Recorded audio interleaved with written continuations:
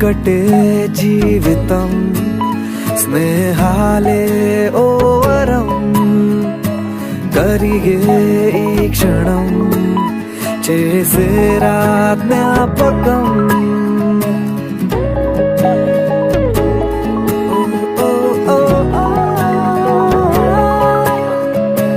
పడితే ఒక్కడే మరి రారా అందరే కలిగే ధైర్యమే కలిసుంటే నలుగురే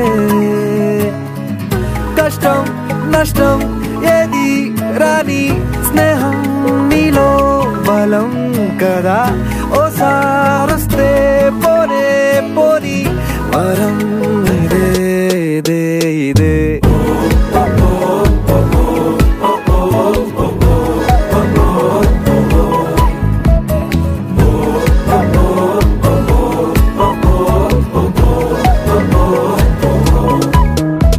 హుషారే హుషారే ఖుషీలో హుషారే స్నేహంలో సదా సందడే హుషారే హుషారే కలిస్తే హుషారే అన్నట్టులని అందరే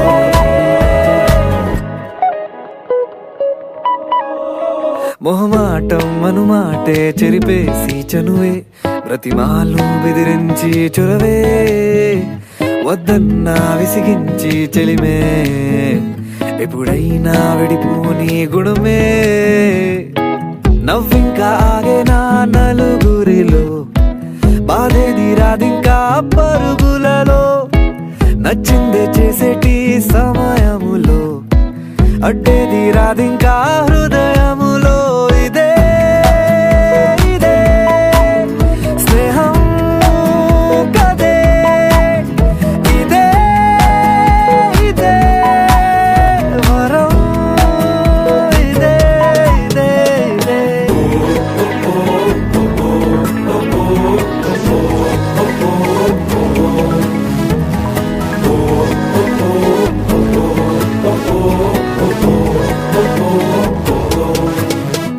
హుషారే హుషారే ఖుషీలో హుషారే స్నేహంలో సదా సందడే హుషారే హుషారే కలిస్తే హుషారే అన్నట్టులని అందరే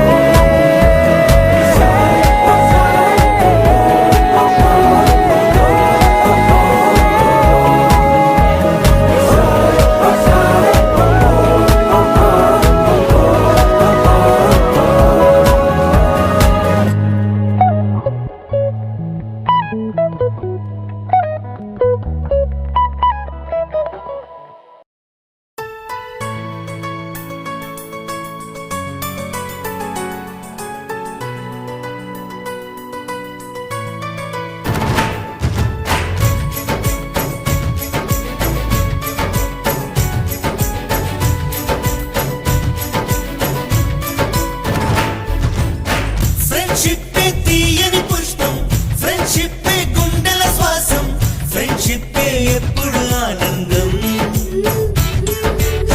ఫ్రెండ్షిప్పే తీయని పుష్పం ఫ్రెండ్షిప్పే గుండెల శ్వాసం ఫ్రెండ్షిప్పే ఎప్పుడు ఆనందం ఏటికి ఒకటో రెండో పండుగలేమో ఊరికి వస్తాయి కానీ చెలిమిలో మాత్రం రోజు రోజు సందడులుంటాయి హోలీ రంగులలాగా విడిగా విడిగా మనసులు చేరాయి ఒకటై కలిసేసరికే కనిపించాయి హరివిల్లైపోయి ఫ్రెండ్షిప్పే తీయని పుష్పం ఫ్రెండ్షిప్పే గుండెల శ్వాసం ఫ్రెండ్షిప్పే ఎప్పుడు ఆనందం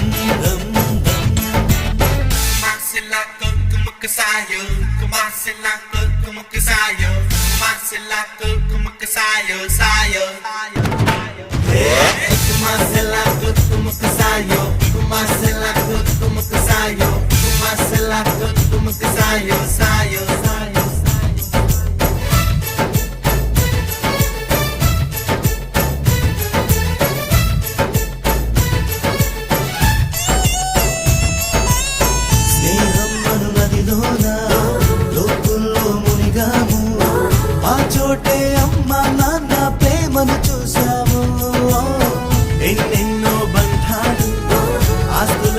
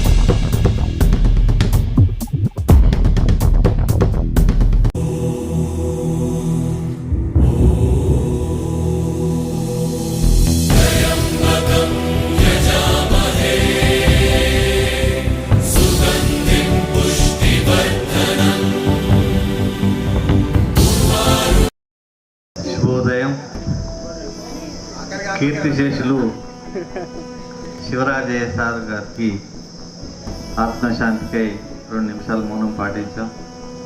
చాలా సంతోషం. వారి యొక్క అభ్యున్నతి ఎలా ఉన్నాయంటే, ఈ మడిపల్లె స్కూల్లో మ్యాథ్స్ చెప్పే వాళ్ళు లేరు.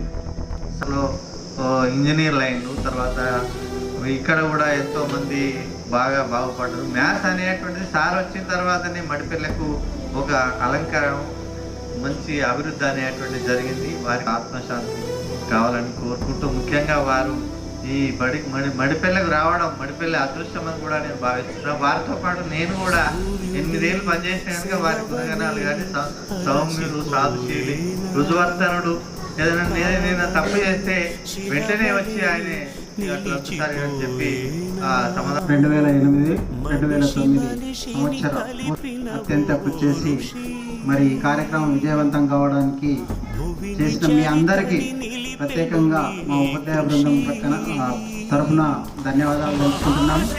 ఇది నిజంగా ఒక మనిషి జీవితంలో మర్చిపోలేనటువంటి అత్యంత మధురమైన మరపురానటువంటి రోజు. మరి ఈ సమావేశంలో పాల్గొన్నటువంటి పెద్దలు సంజయారెడ్డి గారు, సురేష్ సార్ గారు, తర్వాత ప్రస్తుతం ఈ పాఠశాల అభినందనలు తెలియజేస్తూ, మరి ఈ పాఠశాలలో నేను 2004లో జాయిన్ అవ్వడం జరిగింది. అప్పుడు శివరాజయ్య గారు ఎపిఎస్సి హెడ్ మాస్టర్గా పనిచేస్తున్నారు. సార్ను అంతకుముందు అంటే ఇక్కడ పనిచేయడానికంటే ముందు ఏంటంటే సార్తో నాకు ఎక్కువ పరిచయం కానీ మాట్లాడిన సందర్భం కానీ లేదు. ఇక్కడ పనిచేసినప్పుడు సార్ను చాలా సార్ నాకు బాడీలో చిన్న చిన్న కంతులు వచ్చినాయి సార్. ఫస్ట్ టైము బయాప్సీకి వెళ్ళినప్పుడు అది జబ్బు డయాగ్నోసిస్ కాలేదు సార్.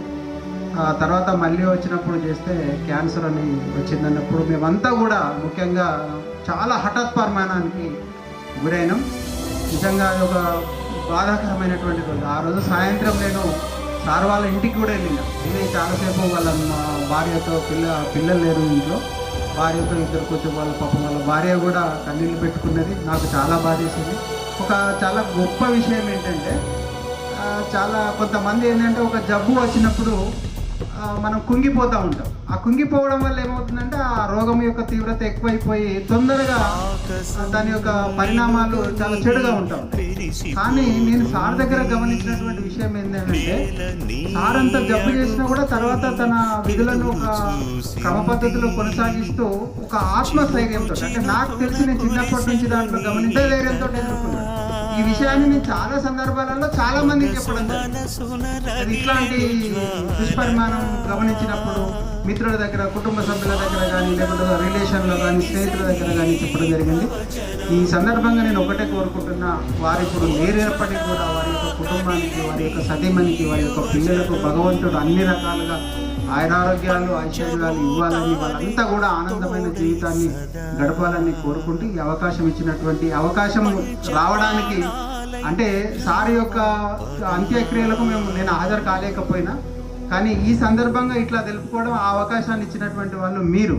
సో మీ అందరికి కూడా ధన్యవాదాలు తెలియజేస్తూ, సో ఇట్లాంటి కార్యక్రమాలు అంటే ఇది ఒక మంచి ఆచారాన్ని నేను నెలకొల్పినందుకు మనం చాలా మాట్లాడుకోవాల్సినది మాట్లాడుతున్నాము. Thank you one and all. Thank you sir. Thank you very much.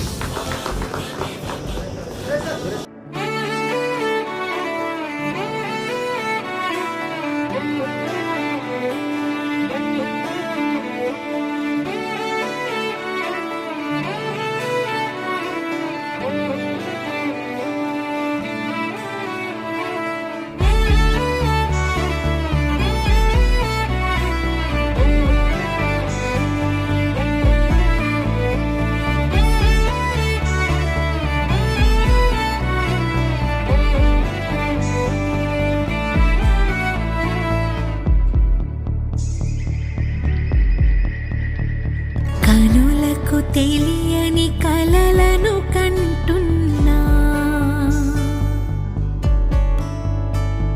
ఇది వరకెరుగని ఉదయము చూస్తున్నా, మంచు మేఘమేలా. అప్పటి తర్వాత మనం ఈ 13-14 సంవత్సరాల తర్వాత ఇలా పెళ్ళిళ్ళు అయిన తర్వాత కూడా ఇలా అందరినీ గ్యాదర్ చేసుకొని కలుసుకోవడం అనేది వెళ్ళినట్టయితే, మనం స్కూల్ ఎలా అయితే స్టార్టింగ్ వందే మాత్రం, తర్వాత జనగణమన క్లాసులు ఎలా స్టార్ట్ అయితే జనగణమనతో ఎలా ఎండ్ చేస్తామో అలాగే ఇక్కడ కూడా మనం వందే మాత్రంతో స్టార్ట్ చేసుకుంటే బాగుంటుందని అనుకుంటున్నాము. ఒక 2 నిమిషాలు అందరూ లేచి నిల్చుంటే వందే మాత్రంతో మనం ఈ ప్రోగ్రామ్ స్టార్ట్ చేద్దాం.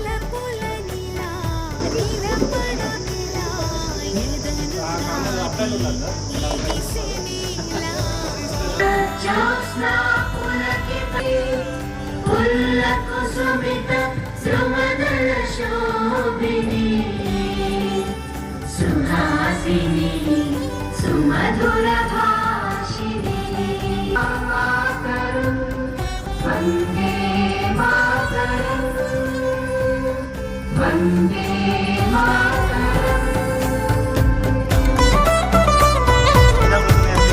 మనం ఈ రోజు ఇక్కడ ఇలా ఉండడానికి కారణమైన మన గురువుని సన్మానించుకోవడం మన ప్రాణమైంది. కాబట్టి ఇప్పుడు ఏంటంటే కొద్దిగా సార్వాలను మన చిర సత్కారంతో సన్మానించుకొని ఈ ప్రోగ్రాం ముందు తీసుకెళ్ళవలసి కోరుతున్నాము. ముందుగా సంగీతను, అనితను, రజిత, హరితను స్టేజ్ మీదకి రావాల్సిగా కోరుతున్నాము. సంజయ్ రెడ్డి సార్ను ముందుగా సన్మానించాల్సిగా కోరుతున్నాం. ఈ నలుగురు వచ్చి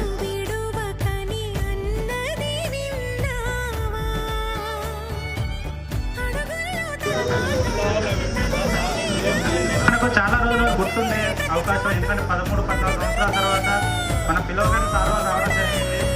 ఎందుకంటే ఇంతమందిని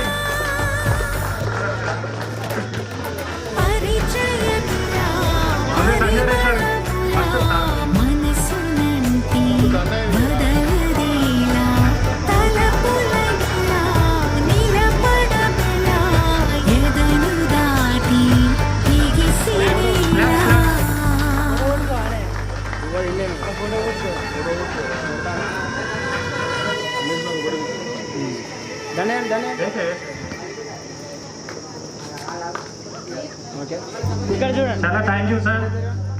ఎందుకంటే విద్యాబుద్ధులు ఈ స్కూల్లో నేర్పించుకొని మీ రోజు ఇక్కడ ఉండడానికి కారణం, మేజర్ కారణం మీ ఇక్కడ ఉన్నటువంటి మీరే. కాబట్టి మాకు ఎప్పటికీ జన్మాంతం కూడా గుర్తుంటూ ఉంటాయి మీరు.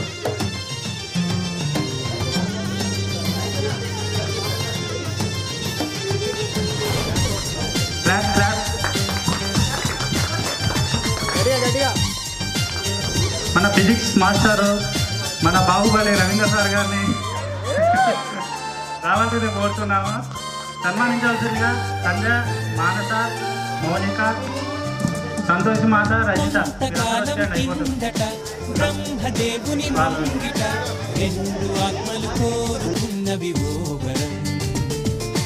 రూపురేఖలు వేరట, ఊపిరొకటే చాలట, ఆవరాన్నే స్నేహమంటున్నాం మనం. కంటి పాపని కాపు కాసే జంట రెప్పల కాపలాగా నిండు చెలిమికి నువ్వు నేను నీడనివ్వాలి. స్నేహమంటే రూపులేని ఊహ కాదని లోకమంతా నిన్ను నన్ను చూడగానే నమ్మి తీరాలి. కొంతకాలం కిందట బ్రహ్మదేవుని ముంగిట రెండు ఆత్మలు కోరుకున్నవి ఓవరం.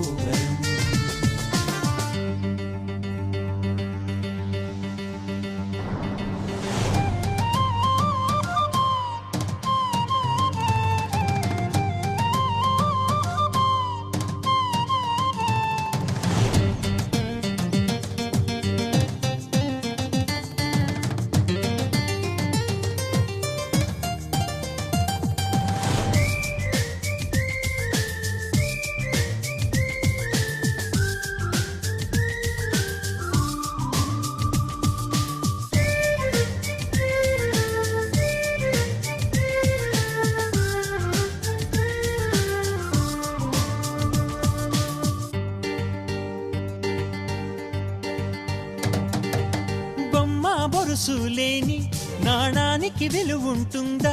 మనమిద్దరము పుట్టుండకపోతే చెలిమికి విలువుందా? సూర్యుడు చంద్రుడు లేని గగనానికి వెలుగుంటుందా? మన కన్నులలో కొలు ఉండకపోతే చెలిమికి వెలుగుందా? గలగల మనిసిరి మూవగా కలతెరగని చిరునవ్వుగా ఆయనలయలే తన మధురి మన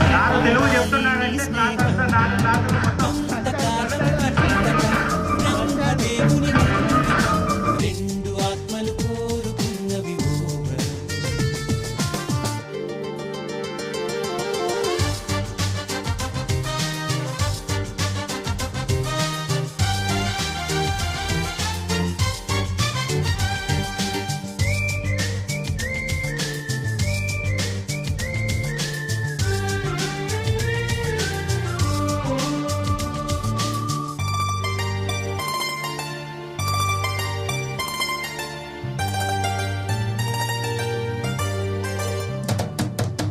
వివరిస్తున్నది అర్థం, మన అనుబంధానికి అర్థం. నువ్వు నాలాగా నేను నీలాగా కనిపించడమే సత్యం. నువ్వు చూసే ప్రతి స్వప్నం నా రాత్రి దారికి దీపం. నీ కల నిజమై కనిపించనిదే నిదురించను రానేస్తం. గెలుపును తరిమే ఆటగా నిలవని పరుగులు తీయగా మన ప్రాణాలే తన పాదాలై సాగాలి స్నేహం. కొంతకాలం బ్రహ్మదేవుని ముంగిట రెండు ఆత్మలు all respected my ex colleague teacher and my dear children. But ఏంటంటే నేను ఈ స్కూల్లో జాయిన్ కావడానికి ముందు కొత్తపల్లిలో కొత్తపల్లిలో మల్లికార్జున సార్ వాళ్ళ అన్నయ్య రవికుమార్ ఇద్దరు కూడా ఏంటంటే అక్కడ విజయవాలంటే ఒక విజయవాలంటే నా జీవితం ప్రారంభమైంది. అంటే వీళ్ళు ఒక రకంగా అక్కడ నా కొలీగ్స్. సో ఈ వేదిక ద్వారా ఆయన మాకు ఈ పాఠశాలలో పనిచేస్తూ స్వాగతం పలకడం, ఈ సమావేశానికి ఆయన సహకరించడం, మళ్ళీ మా సమక్షంలో మాకు, ఆయన సమక్షంలో మాకు, మా సమక్షంలో మల్లికార్జున గారు అంటే వీరికి కూడా సన్మానం జరగడం చాలా ఆనందంగా ఉంది. ఇది ఒక అనివార్యమైనటువంటి మరపురానటువంటి రోజు. Thank you very much.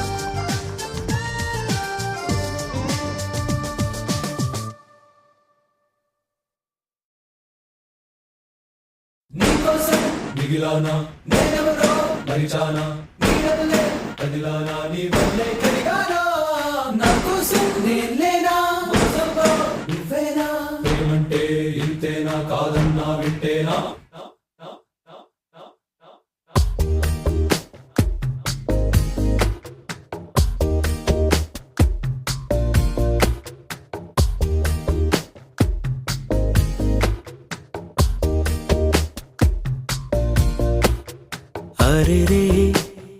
हरे रे मनसे जा रे.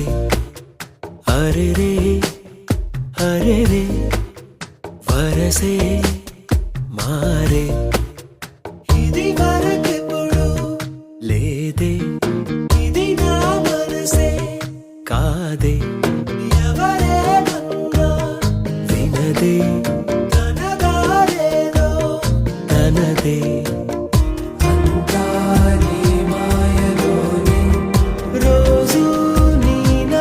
స్మరణే దేవాయి వింతయన్నే నీ వల్లనే అంతారి మాయలోనే రోజు నీ నామ స్మరణే దేవాయి వింతయన్నే. మన ఇంటి దగ్గర మన అమ్మ చేత పట్టుకుని ఇక్కడికి వచ్చిన తర్వాత మనకు మరో అమ్మాయిని ఇంకో చేత మనం వండడం తినడం జరిగింది.